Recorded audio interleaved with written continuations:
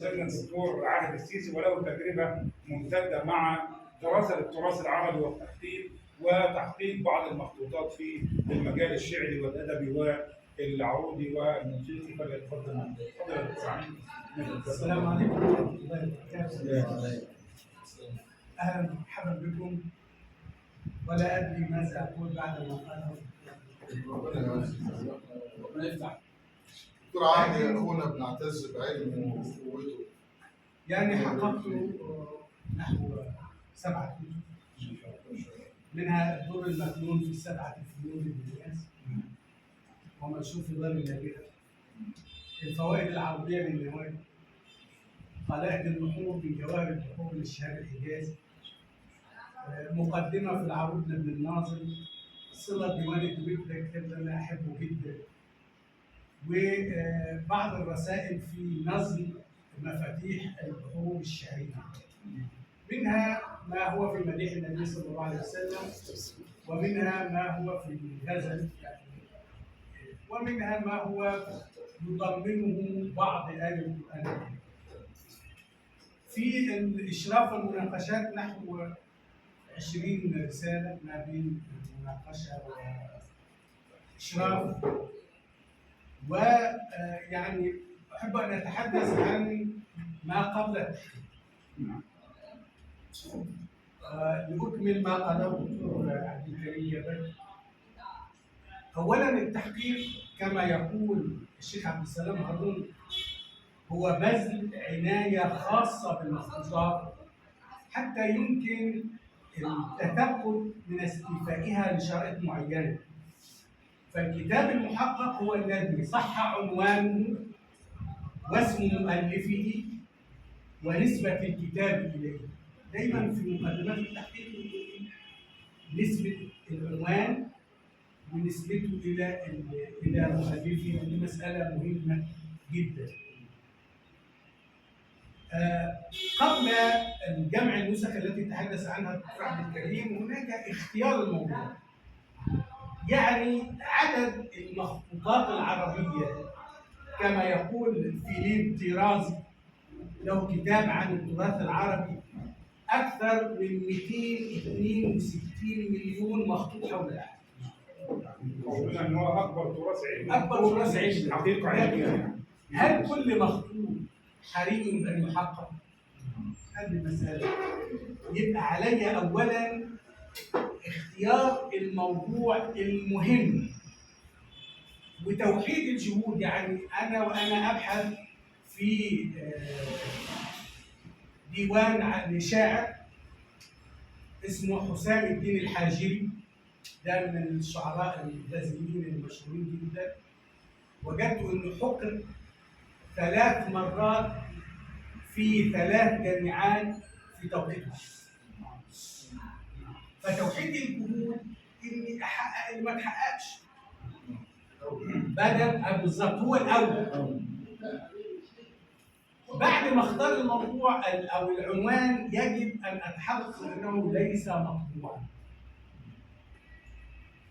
فعندنا من الكتب المهمه جدا كتاب اسمه المعجم الشامل للتراث العربي المطبوع، عمل محمد عيسى صالحيه واستدرك عليه او اكمله زميل وتلميذ اسمه محمد احمد المعصراني، وقد اشرفت عليه في الماجستير. بحث رائع جدا. مسكين شاعر. واكتفاء القنوع بما هو مطبوع الى اخره، ان تستطيع ان تعرف اذا كان هذا المخطوط حقق ام. بعد جمع النسخ اللي اتكلم عليها الدكتور عبد الكريم تاتي مرحله التصنيف. يعني احيانا اجد 20 نسخه لكنها كلها مقابله على نسخه واحده، فبيسميها زي ما قال الاستاذ الدكتور حسن عباس ام واولادها، يعني كلهم شبه بعض ما عادش. فمرحله الفحص لاختيار النسخه الام التي سوف اعتمد عليها كأم، تأتي في البداية النسخة التي كتبها المؤلف بيده.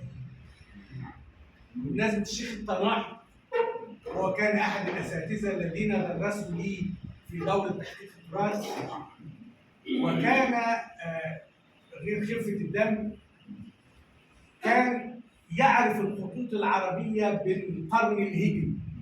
هذا خط من القرن الرابع، هذا خط من القرن السابع، لانه كان يسافر مع معهد المخطوطات ليصور الكتب، فهو كان مفهرس اساسا في دار الكتب.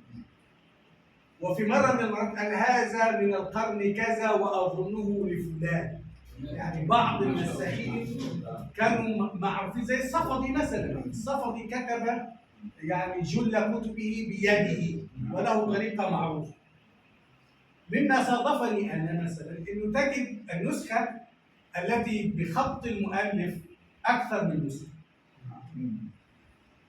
طيب انا عندي نسختين بخط المؤلف، مين اللي ياخدها؟ فعليك ان تتخذ النسخه او الابرازه الاخيره. يعني بالمفهوم الحديث الان في طبعه اولى وطبعه ثانيه وطبعه ثالثه مزيده ومرفعه الى اخره. وانا بحقق رساله قلائد النحور من جواهر النحور للشهاب الحجازي وجماعه النسخ الخطيه، وجدت ان الشهاب الحجازي ابرز هذا الكتاب ابرازتين. فبيقول مثلا: فبإشارة من سامني ذلك بموسومه الشريف، وهو الإمام العلامة العالم العلامة والبحر الفهامة شيخ الإسلام حافظ مصر والشام قاضي القضاة شهاب الدين أحمد بن حجر العسقلاني الشافعي، تغمده الله برحمته وأسكنه فسيح جنته. نتيقن أن هذه النسخة كتبت بعد سنة 852، السنة التي توفي فيها ابن حجر.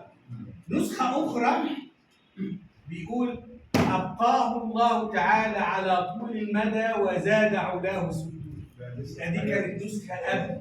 النسخة اللي بعد فيها نحو 20 نصا زيادة على. طب ما فيش نسخة بخط المؤلف، يبقى نسخة أملاها المؤلف على أحد تلاميذه، أو نسخة قرأت على المؤلف وأجازها. كثرة النسخ اللي اتكلم عنها الدكتور عبد الكريم تشبه الآن المحاضرة اللي يعطيها الأستاذ في الجامعة والطلاب يدونون. الدكتور رمضان عبد التواب حب يعمل تجربة، فبعد المحاضرة جمع 20 دفتر، فلقى العجب العجاب، يا إما تصحيح سمعي يا اما فهم خاطئ الى اخر هذا. عندنا المدرسين يعني كثيرون جدا، واللي بيزوروا الكتب يعني اكثر. بعد ما رتب النسخ واختار النسخه الام اللي انا اخترتها، بديها الباقي رموز. يعني اقول على نسخه ظاهريه دمشق ضاء، على دار الكتب المصريه لام، وهكذا. لما جيت اشتغل في تحقيق الدور المكنون في 7 الفنون، لقيت منه في العالم نسختين. والدكتور حسن عباس قال لي ما فيش مناقشه لو نسختين موجودين. ومنهم نسخه في باريس. وزمايلنا اللي في الابتعاث زي عبد المنعم حسين وغيره اعياتهم السبل، المهم وصلت في النهايه. المفاجاه ان وانا شغال لقيت ان الراجل عايز يعمل نسخه من الاصل، ونقل نحو 20 صفحه ملتزم، وبعدين دب فيه الكاسه فبدا يختار. يعني اشعار ما تعجبوش يسيبها، ولانه نازل يعني ليس عنده من الفطنه الكثير، يقول ايه؟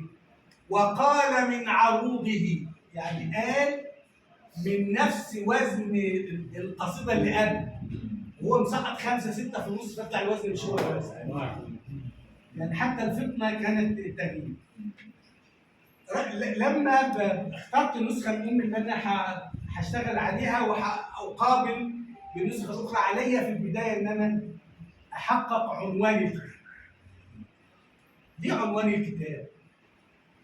اول حاجه ان عندي كتب كثيره بعنوان واحد، زي ما الاقي خزانه الادب مثلا. عندي خزانه الادب لابن حجه، وعندي خزانه الادب للبغدادي. تمام؟ يعني عايز اعرف ده في اي مجال. اما اجي مثلا الاقي الكتب الكثيره زي احكام القران، زي يعني كثيره العناوين المتشابهه، لكن علي ان انا اعرف الفن اللي انا بحقق فيه ايه عشان اشتغل عليه.